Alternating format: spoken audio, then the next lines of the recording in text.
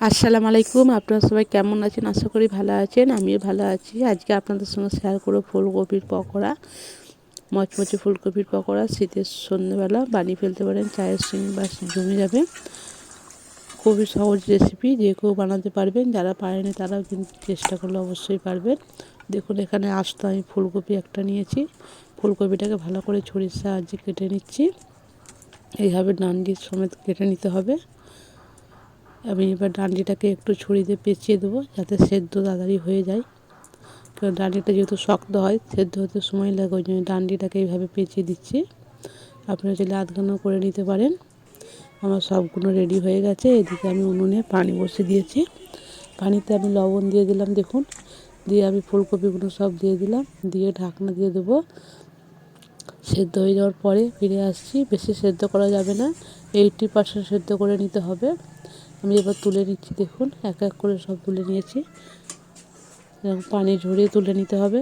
এবার আমি একটা এখানে বোল নিয়েছি, দেখুন, তাতে আমি বেসন দিয়ে দিলাম। বেসনটা পরিমাণ মতন, যেরকম বানাবো সেরকম ততটাই আমি নিয়েছি। তারপর চালের গুঁড়ি দিয়ে দিলাম, চালের গুঁড়িও দিয়ে দিলাম পরিমাণ মতন। এবার এক এক করে সব মশলাগুলো দেব। প্রথমে দিয়েছি আদা কাঁচা লঙ্কা বাটা, আদা রসুন আছে আর কাঁচা লঙ্কা বাটা, তার সঙ্গে আছে গরম মশলা, তারপর গোলমরিচের গুঁড়ো, ধনিয়া গুঁড়ো, জিরা গুঁড়ো, লঙ্কা গুঁড়ো দিয়ে দিচ্ছি, আর সামান্য হলুদ গুঁড়ো, লবণ। মোটামুটি সব মশলা আমি দিয়ে দিচ্ছি।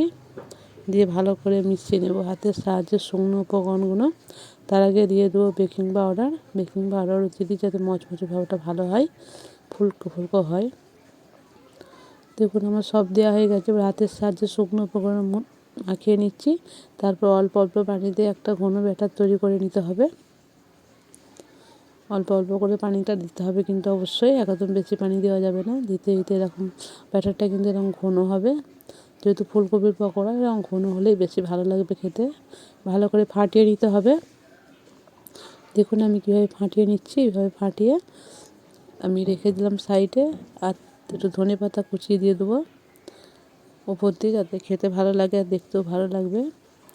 এবার কড়াই আমি তেল দিয়ে দিচ্ছি, দেখুন পর্যাপ্ত পরিমাণে সাদা তেল দিয়ে দিচ্ছি।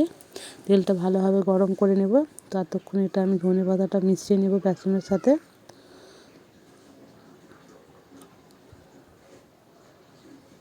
মেশানো আমার হয়ে গেছে, দেখতেই পাচ্ছেন।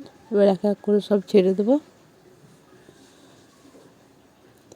এইভাবে আলতো হাতে দিতে হবে, একদম করলে যদি ছেড়ে যায়, ওই জন্য আলতো হাতে দিয়ে এইভাবে আস্তে আস্তে ছেড়ে দিতে হবে সবগুলো।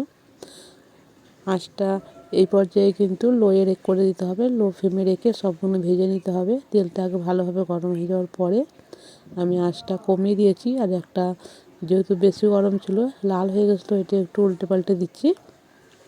এবার আঁচটা কমিয়ে রেখে সবগুলো এইভাবে ভেজে নিতে হবে। এক এক করে উল্টে দিচ্ছি, যেগুলো লাল হয়ে গেছে। দেখুন কত সুন্দর একটা কালার চেঞ্জ হয়ে গেছে। এরকম লাল লাল করে সবগুলো তুলে নিতে হবে। মচমচে ফুলকপির পকোড়া খুব কম সময়ের মধ্যে হয়ে যায়। ঝামেলা মনে হলে কিন্তু ঝামেলা মোটেও হয়নি। পুরো একবার করলেই বুঝতে পারবেন, কিছুই নয়, সামান্য উপকরণ দিয়ে সঙ্গে সঙ্গে করলেও হয়ে যায়। দেখুন তুলে নিচ্ছি। এইবার আমি আরও একবারও দিয়ে দিচ্ছি। দুবারে আমি সবগুলো কমপ্লিট করেছি। তার সঙ্গে একটা করে আমি কাঁচা লঙ্কাও দিয়ে দিয়েছি। বেসনটা যেহেতু একটু বেশি রয়ে গেছিলো। এবং কত সুন্দর একটা কালার হয়েছে, পুরো মচমচে গরম গরম ফুলকপির পকোড়া তৈরি হয়ে গেল। সসের সঙ্গে পরিবেশন করেছি। এখানে ভিডিওটা শেষ করছি। সবাই ভালো থাকবেন, সুস্থ থাকবেন।